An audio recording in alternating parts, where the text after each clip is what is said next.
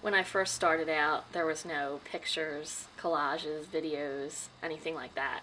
And now everybody brings photographs, albums. And when somebody's older, like 97 years old, the people don't seem to be quite as upset. And like I had arrangements with the family yesterday, and they were joking and laughing, and the man had a nice long life. That was so that's easier than when I had a funeral the other day for a 49-year-old person and 3 young kids, and you can't help but get emotional. Being compassionate and understanding with people and providing them with a good service. The beginning is what we call a first call. So the first call is, you're calling me to tell me someone's passed. The first thing that's going to happen is we need to bring them from a place of death back here to our funeral chapel. There are 2 people that are doing the behind-the-scenes work, which is the preparation work, the cosmetics, the dressing, the casketing of the individual, placing them in their reposing chapel. So we take care of the family, we help them through the time that they have, we help them grieve in an appropriate manner. That's important to us, is helping them make that first transition from a life with their loved one to a life without their loved one. So all the important information we put on the death certificate to record they passed away, social security number, their place of birth. You hear people about doing genealogy, so it's a state record and for genealogy. And then they pick the services that they like, they pick the merchandise that they want, and then everything is, we set a day and time for the funeral. Everything's done right here, and when they leave, they have everything complete for the funeral service. This is where loved ones are prepared by embalming for viewing and services. So our embalming table, families select either to be part of the cremation, helping place their loved one into the crematory, or they come here to witness the cremation start. So when you come in, they have the ability to spend time with their loved one. They have the couch here. So what happens is, after that, the crematory is running. The operator will come in, they open the cremation unit, their loved one's placed inside, and then they're even asked if they'd like to assist and start the cremation process itself. I'm really not sure why I went to mortuary school. Probably a little pressure from my mom to be a professional and to go into a business. The next door neighbor happened to be a funeral director. So I worked with him kind of like in a part-time job. And like anything, it was all about learning how to make money. What I did was I moved back to New York City and I became what was called a trade embalmer. So all I did was embalm bodies. I didn't own a funeral home or work a funeral home. I worked for funeral homes. So a lot of the people that own funeral homes don't want to do the embalming or anything. Then you had suicides, like I once had a jumper, somebody that jumped off a building. And that was really pretty gory. You would have to try to put that body back together so that the family could have a viewing, and that was called restorative art. People usually call me and will say someone passed away. Once in a while I get somebody that comes in, or they'll ask me to come to their house with books. They want to pick something out in particular.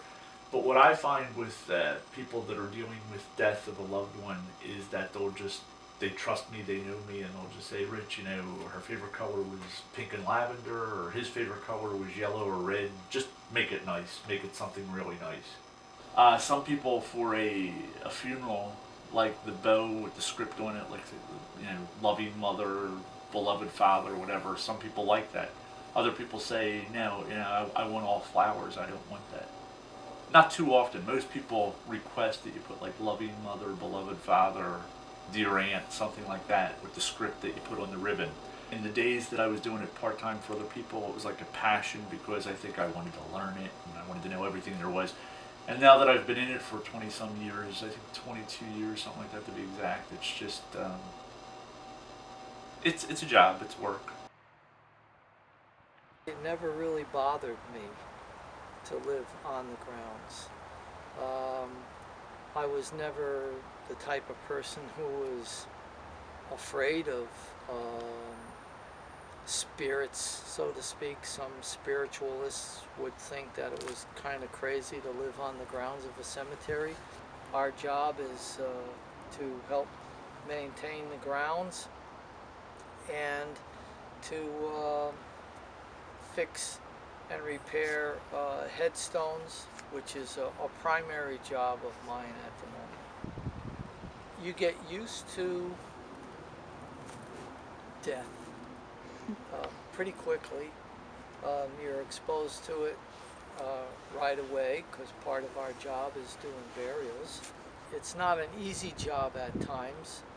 Like any job, it has its high points and its low points. It's always rewarding after the job is completed to see something that might have been falling over, might have been laying face down where the deceased name was no longer legible, and you fixed it so that the next person that comes along can turn around and say, oh, John so-and-so is buried here. Those families, traditionally they would go to a funeral home. Well, we've opened up and now we are the crematory. A lot of people say they don't want to deal with a funeral home. They'd rather just have their loved one cremated, simple. A lot of people are they're very simplistic, and we can offer that.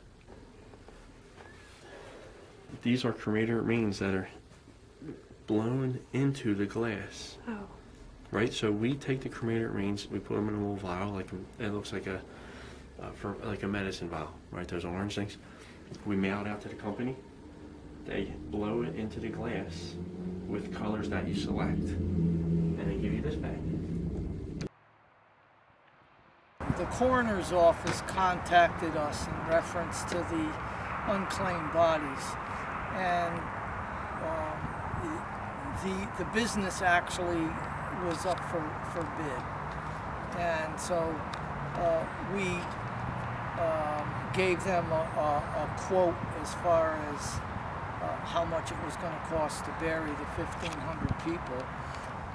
We had to make a couple of trips. Obviously, we weren't able to fit all 1,500 on the truck at one time, but what we did do is back up to their loading dock, and they brought out the cremains, and we loaded them into our vehicle and transported them here to the cemetery. And we had 3 graves that were marked out for the 1,500 bodies. And each grave held 2 concrete vaults, and each concrete vault held 250 cremations. Adults and some children, and the stories behind them nobody knows, except for that some were unknown. Obviously then no identification, no way of identifying them, and for whatever reasons, maybe the families involved were too poor to be able to afford to do anything at all. So they just let the city assume the, if you want to call it, a burden of holding on to the body and then cremating it.